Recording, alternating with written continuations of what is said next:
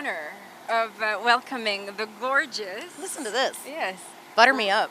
But you are. I read about it. I mean it. Butter me up. Oh, no. okay. All right. Because she was voted number 9 of the hottest... No, it wasn't even hot. I was on the hot list too. You were on L? I was on the whatever it was, like best female guitar players, electric guitar players. Yeah, and that's for the Prestige. And then you were named number 9 of the hottest. And then I got on I'm number 9. I'm Two working my way lists. up. And our very first female rocker on Hello. the show. I'm breaking the virginity Yes. of you all. You are. And you're a Canadian girl. And I'm Canadian. So how does a Canadian girl get to be part of such a rockin', hardcore, cool rock and roll band? Well, I think part of it, being Canadian helps. I don't think they've built the American equivalent of me yet.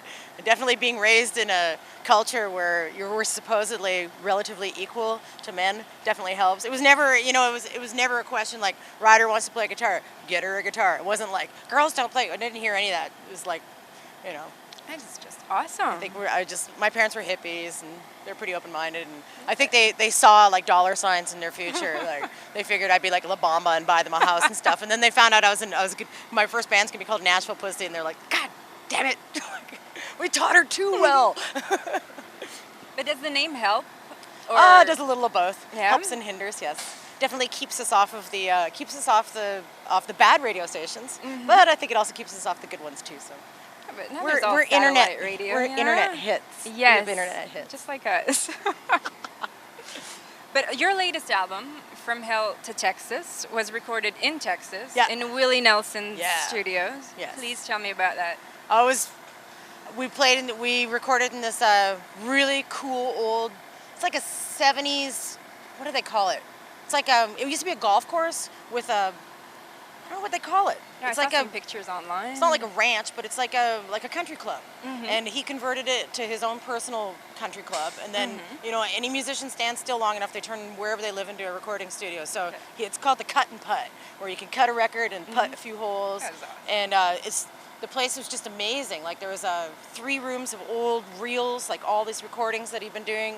And there's like, it was all first name basis. It was like Willie and Elvis Presley, Willie and Dean Martin, Willie and Frank Sinatra, Willie and it was just went on. Willie and Tammy, it was just historical. So we had to kick ass in there. Like there was so much history in that place. Plus it was really groovy, real quiet. Like no one could bug us. And did he show up? Oh yeah, we got to meet, and we got high with him. That was the second question always. So, what was the setting for that?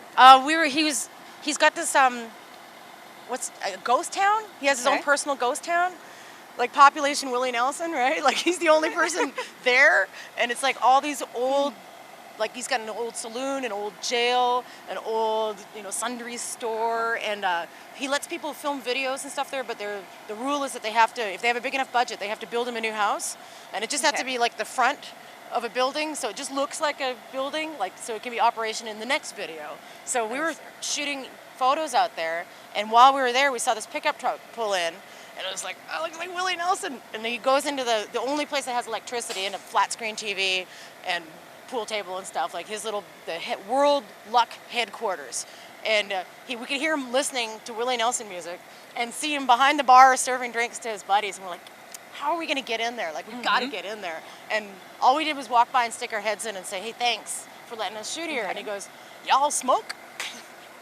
And we're like, yes, we do, Mr. Nelson. And so we came in and we all hit the vaporizer. Even those of us who didn't smoke that day because it's Willie Nelson. You have to. And we passed around a bottle of tequila and we're all drinking out of it. And I don't know if he heard anything much more than the word pussy, but that was enough to get us in there. Yes. So you have a good intro word, Nashville. Yeah, Nashville pussy. He's like, ching ching, come on in. There we go. So it was very cool. It was like being blessed by. And you're touring with Motorhead. Yeah. The other end of the spectrum, the other god. Awesome. Yeah. Get American, foreign. British. You're huge in Europe, I read. Yeah, we spend most of our time in Europe. Why do you think that is? I don't know. They have a better sense of humor, I think. Yeah. And they definitely, they're not as shocked by female sexuality. It's just par for the course. Like, they expect women to be entertaining and sexual, whereas I think a lot of times in the States, sexuality terrifies people. Like if you come right out with it, it scares them. You can be subtle about it, like you can be the Pussycat Dolls and like, you know, pretend that you're hiding it, but instead you're being really, you're doing a massive disservice to womankind as far as I'm concerned. Or you can just be overt like us and, you know, move the feminist Yes, the new feminism. Forward. Yes. Love it. Well, I was thinking, like my mom was like the bra burning generation, so I'm the running around in my bra generation. Like, keep it on. I'm the next step.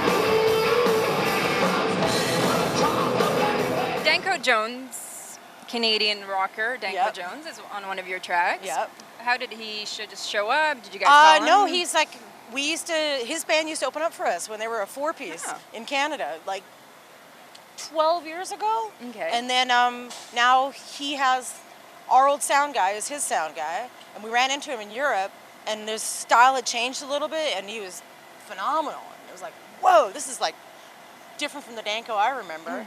And and he's really popular in like Sweden, and it's crazy. So there's another North American band who does really well over in Europe, and he's got a fantastic voice. We just asked him if he wanted to be part of I'm So High, and and he kicked ass at it. It was kind of written for someone with a voice like his, so it was perfect. He's a cool dude. They call him Don Cojones in Spain. Did you know that? Yeah. I did not know that. Mr. Balls. Wow. Like, you like a Don Cojones? Yeah. And you called, I don't know who called your latest album, the Southern Rock album that Alice Cooper never made? Oh, yeah. I love that quote. Yeah. Where did you come up with that? Well, Blaine's voice is starting to sound more and more like Alice Cooper.